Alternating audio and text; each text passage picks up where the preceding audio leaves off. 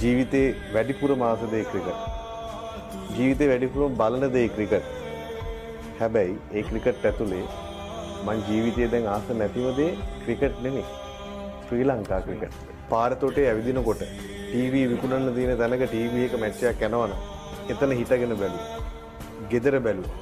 Ground එකට ticket එකක් අරන් ගිහිල්ලා මැච් එක බලන්න විදිහක් නැත්තම් ශ්‍රී ලංකා ක්‍රිකට් එකේ ඇඳුමක් ඇඳගෙන ජාතික කොඩිය අරගෙන ගෙදර සාලේ වැඩි වෙච්ච සංස්කෘතියක් තියෙන රටක්.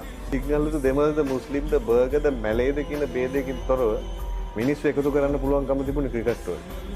අප්‍රිය නොවිච්ච කාලේ ක්‍රිකට් මැච් එකක් කීයට යනවා කිව්වා. මට මතකයි පාන්දර 3ට 4ට පටන් ගත්ත මැච් තිබුණා. මේ හැම මැච් එකක් ඉස්සරහම අපි ගිහිල්ලා පාන්දර 3ට වාඩි වුණා.